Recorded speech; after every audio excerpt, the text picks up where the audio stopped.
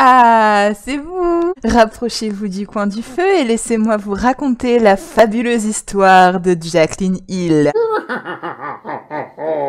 Et si ça met pas dans l'ambiance, vous l'aurez compris, aujourd'hui on va parler de Jaclyn Hill. Jaclyn Hill, c'est un personnage que je trouve absolument fascinant. Et ouais! C'est la patiente zéro de tout le marketing qu'on voit autour des influenceurs aujourd'hui. Par bien des aspects, c'est une pionnière car elle a été là où personne n'avait été avant elle. Pour beaucoup, c'est le modèle Oui!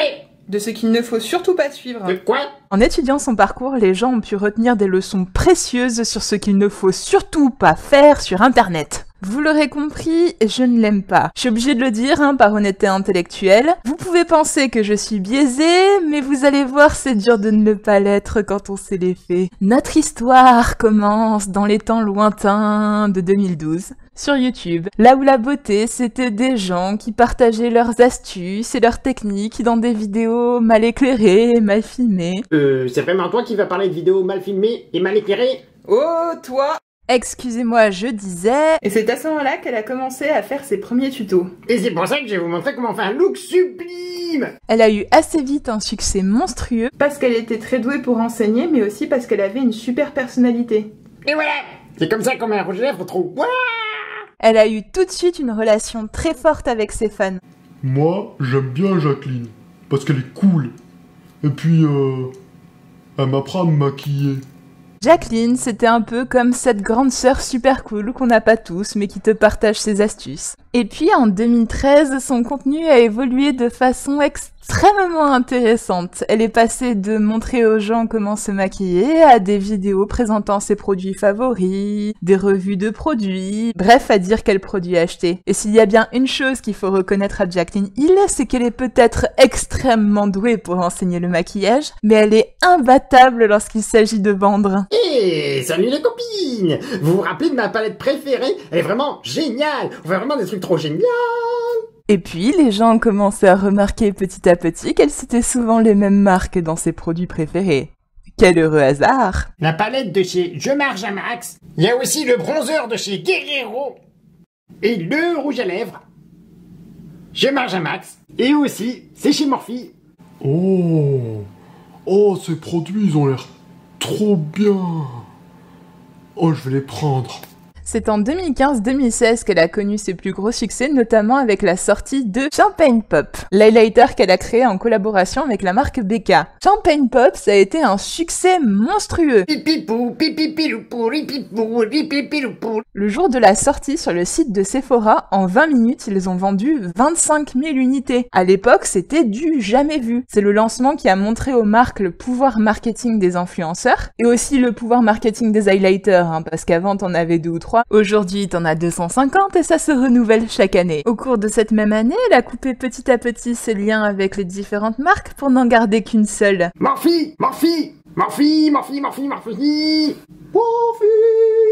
Bref, c'est chez Morphe. Une seule pour les dominer toutes. Il va être très difficile de parler de Jaclyn Hill sans aborder le sujet de Morphe. Morphe, c'est une marque de maquillage américaine qui est principalement connue pour ses palettes de fard à paupières de 35 fards. Vous les avez peut-être déjà vus passer. À savoir, au début, Morphe ne créait pas du tout leurs produits. Ils se contentaient de les distribuer. Ils achetaient des fards à paupières de qualité moyenne à pas cher qu'ils revendaient en se faisant un peu de marge. Pourquoi je mentionne ce fait? C'est très simple. C'est parce qu'encore aujourd'hui, il est très difficile de savoir quels produits sont vraiment faits par Morphe et lesquels ne le sont pas. C'est un certain manque de transparence qui caractérise la marque et qui va être récurrent au cours de cette vidéo, vous allez voir. Morphe a connu un essor monumental dans les années 2015-2016 parce qu'ils étaient tout le temps promus par un groupe d'influenceurs qu'on appelait les Morphe Babes. On les appelait comme ça parce qu'ils avaient des codes d'affiliation avec Morphe. Et n'hésitez pas à utiliser notre code promo GZ, c'est chouette. Oui. La membre principale de ces Morphe Babes, c'était Jaclyn Hill. Et alors on peut dire ce qu'on veut, mais Morphe ne serait pas du tout où ils en sont aujourd'hui sans les talents, faute de meilleurs mots, de Jaclyn Hill pour vendre. Début 2016, Jaclyn a fait une seconde collaboration avec Becca dans laquelle elle a sorti un highlighter et une palette de fard à paupières. Et les problèmes ont commencé à arriver avec cette palette, justement. Les gens ont remarqué que, il y avait zéro pigmentation et qu'en résumé, elle était inutilisable. Bon, les copines, j'ai décidé de vous dire qu'on avait arrêté la palette. Oui, parce que bon, il y avait quelques petits problèmes de contrôle qualité. Mais l'highlighter, lui, il est toujours en vente. Jacqueline et Becca ont été acclamés pour cette réponse. Et l'highlighter Prosecco Pop, lui, s'est super bien vendu. Pipipou, pipipilou, pou, pou, pipi, pipipipou. Bah, oui, je l'ai acheté. Bon, j'en ai pas besoin, mais faut soutenir Jacqueline. Les louanges n'auront pas duré longtemps pour Jacqueline car en 2016, elle a eu son premier gros scandale, lorsque les gens ont réalisé que les Morphe Babes touchaient une petite commission à chaque fois qu'on utilisait leur code. Mais elle touche de l'argent? Mais pas mon argent. Hein? Donc oui, pour ceux qui ne le savent pas, dans la vaste majorité des cas, quand une marque donne à un influenceur un code de promotion, l'influenceur touche un petit montant d'argent à chaque fois qu'on utilise son code. À savoir aussi, les marques comme Morphe qui fonctionnent principalement avec ce système de code de promotion vont augmenter tout leur prix de 20% pour être sûr que ces promotions n'affectent pas leurs bénéfices. Ici, pour les influenceurs, on parle de montants de 5 à 6 chiffres par mois, donc vous serez d'accord avec moi pour dire que ce n'est quand même pas rien. Attention, je n'ai aucun problème avec le principe des codes de promotion. Là où ça commence par contre à me poser un très gros problème, c'est quand l'influenceur ne révèle pas le fait qu'il touche de l'argent quand on utilise son code. Pourquoi c'est important? Imaginez, un influenceur vous fait la promotion d'un produit d'une marque avec laquelle il a un code promo.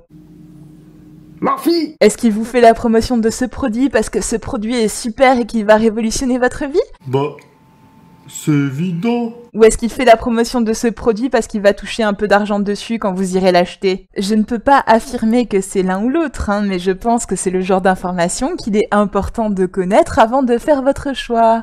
La transparence, c'est important, surtout que le fonctionnement des codes de promotion n'était pas du tout de notoriété publique à l'époque. Ne pas faire mention du fait qu'on touche cet argent, c'était pas terrible, mais depuis c'est devenu illégal. Aux États-Unis, grâce aux consignes de la FTC, en France, on a la loi Sapin qui a été étendue en 2018 pour traquer la publicité dissimulée sur Internet. Avec ces révélations, les gens ont commencé à avoir plein de questions pour Jacqueline, et sa réaction a été extrêmement professionnelle. Non, je rigole. Alors, je dois partir de YouTube pour des raisons, des raisons. Voilà, au revoir. Elle est passée de plusieurs vidéos par semaine à quelques vidéos par an. Oui, elle refaisait des apparitions de temps en temps. Coucou. Alors, je suis revenu. Et au fait, est-ce que je vous ai parlé de ma nouvelle palette avec Morphe? Et si vous avez l'impression qu'elle revenait juste pour vendre des trucs, oui, ça commençait à se voir un petit peu. Dans les années 2017-2018, Jacqueline a eu plusieurs collaborations avec Morphe. La première, c'était sa palette de fard à paupières qui a connu un succès faramineux.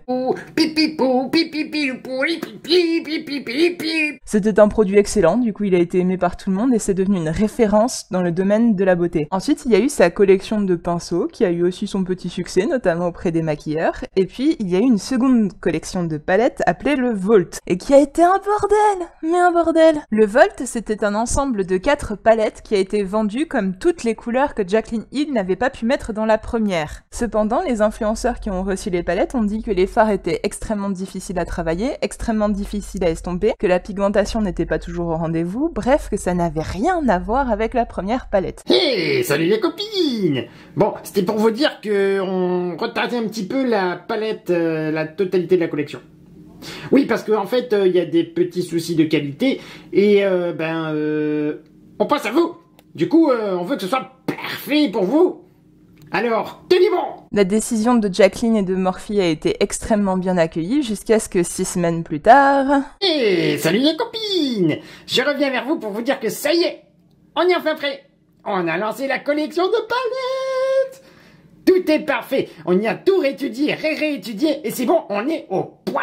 Les influenceurs qui ont reçu les nouvelles palettes ont dit qu'ils ne voyaient strictement aucune différence avec les anciennes. Les gens ont commencé alors à se poser la question de savoir s'il y avait vraiment une reformulation ou si Jacqueline et Morphe avaient menti pour se donner une meilleure image. On ne saura jamais ce qui s'est passé, vu que Morphe et Jacqueline n'ont pas donné une explication. Bon alors, les copines, on sait pas trop bien ce qui s'est passé avec les palettes. Du coup, on a tout mis en quarantaine. Et avec Linda, là, la patronne de Morphe, on va tout réétudier pour faire ça bien. Une explication crédible, je veux dire. Après, les professionnels du domaine ont eu un avis extrêmement tranché sur la question. Docteur Superfol, vous êtes un professionnel de l'industrie du make-up. Est-ce que vous pensez que c'est possible de reformuler et de produire un nouveau produit en 6 semaines? Alors, non, c'est impossible, et en plus c'est complètement con. Et les employés d'Ulta. Ulta, c'est le concurrent de Sephora aux États-Unis et c'est le magasin qui vend des produits de Morphe. Donc les employés d'Ulta ont dit qu'ils n'avaient jamais mis en vente de nouvelles palettes parce qu'ils n'en avaient jamais reçu et ils avaient reçu l'ordre de mettre en vente les anciennes. Après, dans un souci d'objectivité, avant de commencer à jeter des cailloux, on va prendre une grande inspiration et rappeler 2-3 faits. Jaclyn Hill, c'est une influenceuse. Ce n'est pas elle qui est dans les labos, ce n'est pas elle qui s'occupe de la formulation, ce n'est pas elle qui s'occupe du processus de fabrication, ça c'est le rôle de Morphe. Du coup, Morphe porte beaucoup plus de responsabilités que Jaclyn dans cette histoire. Alors oui, on peut lui reprocher sa très mauvaise communication. Est-ce qu'elle a été profondément malhonnête ou est-ce qu'elle n'a fait que répéter ce que Morphe a dit? On ne le saura jamais. Parce qu'au final, le vrai problème, c'est que le Volt, c'était des palettes de qualité correcte. C'était pas du tout des palettes de la qualité de la première comme elle avait promis aux gens. Et c'est ça, en fait, qui a fait que les gens étaient déçus. Après l'affaire du Volt, Jaclyn a arrêté de poster des vidéos pendant très longtemps. Est-ce que c'était pour éviter les critiques des gens ou est-ce que c'était parce qu'elle avait son divorce avec son mari au même moment et que du coup elle avait déjà suffisamment à gérer? Je vous laisse juge. Jaclyn n'a sorti quasiment aucune vidéo jusqu'au lancement de sa marque en mai 2019, Jaclyn Cosmetics, où elle annonçait la création de ses premiers produits, des rouges à lèvres. Hey, salut les copines! Je suis trop excitée. Ça y est, enfin je lance ma marque avec du rouge à lèvres. Vous allez voir, il est trop... Ah, et du coup, ça va être au poil. Et quelques jours plus tard sur les réseaux sociaux, on pouvait voir apparaître des rouges à lèvres pleins de billes, des rouges à lèvres poilus, des rouges à lèvres avec des trous et des poils, et beaucoup de trous et de poils, des rouges à lèvres avec des morceaux de métal. Et alors les médias s'emparent de l'affaire et lui donnent le doux nom de Lipstick Gate. Donc avant de commencer et surtout de jeter des petits cailloux, on va tous prendre collectivement une grande inspiration. Voilà, Jaclyn Cosmetics a été l'échec du lancement d'une marque le plus retentissant de l'histoire. Et comme l'échec ça fascine les gens, il est très dur de faire le tri entre ce qui est vrai et ce qui est faux. À l'heure où je tourne cette vidéo, il n'y a eu aucun procès et aucune preuve qu'il y ait eu des morts et des blessés dans l'affaire, donc je vais en parler comme ça doit être, c'est-à-dire comme une histoire de rouge à lèvres défectueux. Et croyez-le ou non, des produits défectueux, ce n'est absolument pas rare dans les lancements des marques de cosmétiques. Ça arrive même assez régulièrement. Ce qui a amplifié l'effet, en fait, c'est d'abord que c'était Jaclyn Hill et qu'après tout ce que les gens ont appris sur elle, ils allaient forcément être critiques. Et de deux, que sa gestion de l'affaire a été absolument catastrophique. Si une entreprise est professionnelle, quand elle a ce genre de soucis, elle fait ce qu'on appelle un rappel de produit. Le rappel de produit, qu'est-ce que c'est? C'est identifier les produits sur lesquels il y a eu des problèmes grâce au numéro de batch. Le numéro de batch, ça sert à dire à quel lot appartient tel produit, ce qui permet de rappeler seulement un seul lot et donc de laisser tous les autres sur le marché. Le problème avec Jaclyn Hill, c'est que tous ces rouges à lèvres, malgré le fait qu'il y ait différentes couleurs, avaient le même numéro de batch. Ce qui rendait impossible le fait d'en rappeler un seul vu qu'ils avaient tous le même identifiant. Vous pouvez voir que déjà ça partait très mal et ça s'est pas arrangé en fait. Ça a rapidement empiré vu que dès les premiers retours, quand la première fille lui a dit qu'il y avait un problème avec ses rouges à lèvres, elle a répondu: Bon, alors, pour ton rouge à lèvres, déjà je vais pas te faire de la peine mais on voit qu'il a été utilisé. Du coup, je pense que c'est surtout parce qu'il est abîmé à cause de tes lèvres. Et je pense que tu as des lèvres, comment dire sans te blesser, sèches et pleines de peau morte. Ensuite, au fur et à mesure des retours, sa réaction a été absolument tout sauf professionnelle. Non, ils vont pas me retrouver. Ils vont pas dire...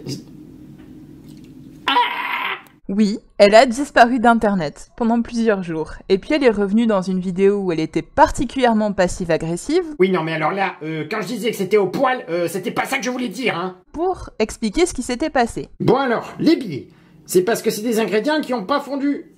Et oui, parce que du coup, on était tellement pressés de vous faire plaisir que, on a tout envoyé en un mois. Alors, 4 semaines, ça me paraît peu. Attendez, je vais vérifier. Docteur Superfol, vous êtes toujours un professionnel de l'industrie du make-up. Est-ce que vous pensez que c'est possible de produire et d'expédier un produit en 4 semaines? Alors, non. Et puis vous êtes toujours aussi con. Si ça fond, c'est parce que la formule, elle est toute douce. Pour la formule, oui, ça me paraît logique. Il y a des formules qui fondent plus facilement que d'autres. Pour les trous, certains experts ont dit que ça pouvait arriver au cours du mixage. Par contre, il y a eu aussi des microbiologistes qui ont dit que ça pouvait venir de la respiration de bactéries. Non. Ce ne sont pas du tout des poils que vous voyez sur mes rouges à lèvres. Non, c'est du coton. C'est le coton des gants des gars du contrôle qualité. Non, alors ça par contre, j'ai même pas besoin de vérifier pour vous dire que c'est n'importe quoi, ça ne se passe jamais comme ça dans aucun laboratoire du monde. Ce que je tiens à dire aussi, c'est que si le coton n'est pas listé dans la liste de ses ingrédients, c'est un contaminant. Il y a des gens qui sont allergiques au coton. Elle a ensuite montré à l'écran des analyses antibactériennes qui ont été faites sur ses rouges à lèvres. Le problème, c'est que ces analyses datent de 2017, alors que ces rouges à lèvres sont censés avoir été faits en 2019, et que le numéro de batch dans les analyses n'est pas du tout le même. Si toutes ces explications vous paraissent bancales, c'est parce qu'elles le sont, et elles ont été démenties par Jacqueline Hill elle-même une semaine plus tard en story Instagram. Bon, les copines, j'ai parlé avec les gars du contrôle qualité, et ils m'ont dit de la merde. Elle n'a fourni ensuite aucune autre explication et s'est contentée de disparaître encore d'internet. Jacqueline ? On ne saura jamais ce qui s'est passé, tout ce qu'on a c'est des théories. Donc je vais vous parler de ma préférée, je n'ai strictement aucune preuve mais on va en parler quand même parce que c'est rigolo. Ma théorie préférée et celle qui circule le plus sur internet, c'est que ces rouges à lèvres seraient périmés. Une partie aurait en fait été faite il y a longtemps avant son divorce et elle ne les aurait pas sortis pour ne pas partager l'argent avec son mari, ce qui expliquerait que les analyses qu'elle montre datent de 2017 et aussi qu'il y ait le JH sur le logo alors que sa compagnie s'appelle Jacqueline Cosmetics. Ça expliquerait aussi les poils parce que c'est quelque chose qui peut arriver avec des rouges à lèvres périmés, ce serait des champignons. Je n'ai aucune preuve mais ça a plus de sens que son histoire de gants en coton. Une autre théorie c'est que la fabrication était faite par des gens qui portaient des moufles et que le contrôle qualité était fait par des aveugles. En tout cas, il y a eu beaucoup de réactions au scandale qui étaient principalement dans deux camps. Ces histoires de rouge à lèvres défectueux, c'est des histoires. Moi, j'y crois pas, je crois en toi, ma Jacqueline. Signé Bob, le Bob. Ah. Non mais j'hallucine le scandale. Mais moi j'ai vu venir à 2 km le thon là. Vas-y, je n'ai même pas acheté ça, merde, mais elle devrait me le rembourser. En plus je suis sûre elle s'est fait refaire les ins. Après avoir reçu des centaines de commentaires de ce genre, que pensez-vous qu'il se soit passé? Proposition A. Oh mon dieu. Marlène Mitten 06 a dit que j'étais un gros thon. Elle a dit que j'étais nul et que mes produits étaient tout aussi nuls. Je vais changer de vie. Ou proposition B. Mon dieu les copines, mais c'est horrible. Vous avez vu comment je reçois des commentaires haineux? Il faut que vous m'aidiez. Faut pas que je devienne triste et que je tombe dans l'alcoolisme. Aidez-moi. Achetez mes nouvelles palettes chez Morphe. Ah ouais! Mais je suis presque impressionnée en fait. Je veux dire, faut oser quoi, faut oser. Et le plus drôle, c'est que cette palette, ça a été tout un bordel pour elle. Parce qu'elle a dit que c'était la même formule que la première palette, ce qui n'était pas techniquement faux, mais qui a permis aux gens de réaliser qu'il y avait eu un changement dans la formule de la première palette, et que maintenant, elle n'était plus végane, alors qu'elle était toujours vendue comme telle sur le site. Ce qui n'est pas très honnête, vous en conviendrez. Après, encore une fois, est-ce qu'elle savait pas?